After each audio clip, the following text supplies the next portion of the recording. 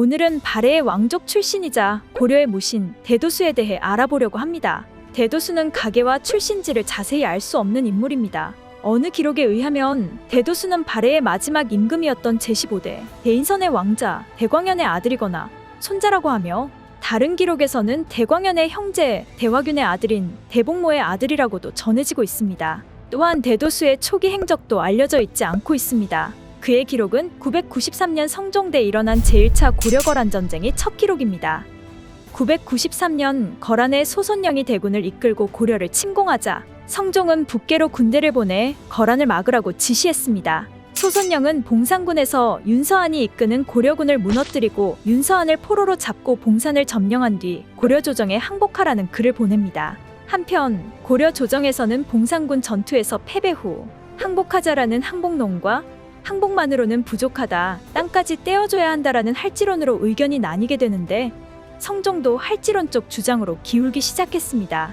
이때 서희가 소손령의 의도를 파악하고 할지론을 강력히 반대하며 다시 싸워볼 것을 주장하자 성종은 항복이 아닌 항전의 마음을 굳히게 됩니다. 이후 고려에서 답신이 없자 소손령은 안융진을 공격하는데, 안융진을 지키던 고려군이 결사항전하여 거란군의 공격을 물리칩니다. 안융진을 지킨 장수는 바로 중랑장 대도수와 낭장 유방이었습니다. 대도수의 승리로 거란군의 전진이 막히자 소손령은 회담을 요청했고, 이로써 고려와 거란은 협상 테이블에 앉게 됩니다. 여기서 그 유명한 서희의 외교談판이 펼쳐지고, 외교談판의 결과로 거란군을 물러나게 하고 강동 6주를 얻으며 제1차 고려거란 전쟁은 끝이 납니다. 이후 대도수에 관한 기록은 보이지 않다가 제2차 고려거란 전쟁이 발발한 시기인 1010년 현종 때 다시 등장하게 되는데, 이때의 대도수는 승진하여 장군이 되어 있었습니다.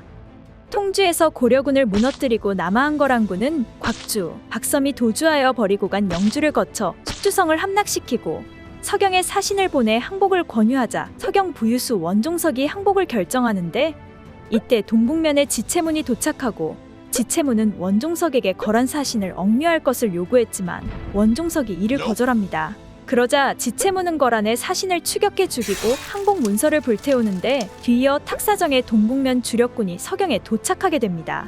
한편 이 무렵에는 고려 현종이 보낸 친조하겠다는 시간 끌기용 항복 사신이 거란 성종에게 도착하고, 성종은 기뻐하며 마보우를 개경유수로 임명한 후 울름의 기병 1000명의 호위를 받게 한 뒤 개경으로 부임하도록 지시하며 서경을 접수하기 위해 한기에게 기병 200명을 내어줍니다. 서경에 도착한 한기는 먼저 왔던 사신들이 죽은 것도 모른 채 항복을 요구하는데, 탁사정과 지체문 휘하의 동북면 군대가 이들을 습격하여 100명을 죽이고 100명을 사로잡은 뒤 이후 도착한 을름과 마보우의 1000명의 거란군을 패퇴시킵니다.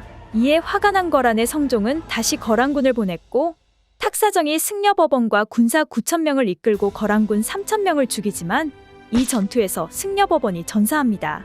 다음날 지체문이 나가 싸우자 거란군은 달아나기 시작했고, 고려군은 이들을 추격하는 데 마탄에 이르자 거란이 군사를 되돌려 공격하게 되고, 적진 깊숙이 들어갔던 지체문은 패배 후 개경으로 내려갑니다. 지체문 패배 후 서경이 위태로워지자 탁사정은 대도수에게 동문으로 나가고 자신은 서문으로 나가 성 서쪽 사찰에 머물던 성종의 거란군을 협공하자는 작전을 내놓지만, 탁사정은 거란군을 공격하지 않고 도망칩니다. 동문을 나선 대도수는 자신이 배신당했음을 알고 거란군에게 항복할 수밖에 없었습니다. 물론 항복을 알아차린 시점에서 서경으로 돌아갈 수 있었겠지만, 대도수의 생각으로는 최고 지휘관인 탁사정마저 도망간 이상 다시 서경으로 돌아가더라도 사기가 떨어진 병사들로는 성을 지켜내지 못할 것이라고 생각하고 자신의 병사들이라도 살리기 위해 항복했을 것으로 생각됩니다. 항복한 대도수의 행적은 국내의 기록에는 남아있지 않지만, 요사의 기록을 보면 고려 예분왕중 바레타실이 와서 항복했다라고 적혀 있습니다. 여기서 이야기하는 바레타실은 대도수를 의미하는데, 그가 바레 왕가의 후손이었기 때문입니다.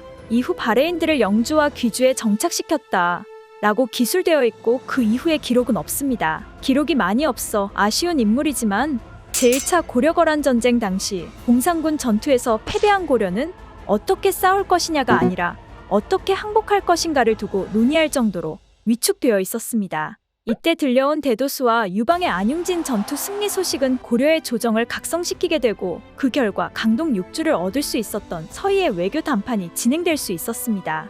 역사에 만약이란 없지만 제 개인적인 생각으로는 탁사정이 배신을 하지 않고 대도수와 협공하여 거란의 성종을 공격해 승리했더라면 이후에 있었던 개경 함락과 현종의 몽진, 제3차 고려거란 전쟁이 일어나지 않았을 것이고 개경이 함락되어 불타 없어져 버렸던 많은 유적과 사료들, 특히 고려 정기의 기록들이 남아 현재에도 더 많은 역사들이 후세에 전해졌을 텐데 라는 아쉬움이 남아 있습니다. 영상이 유익하셨다면 구독과 좋아요 부탁드립니다. 감사합니다.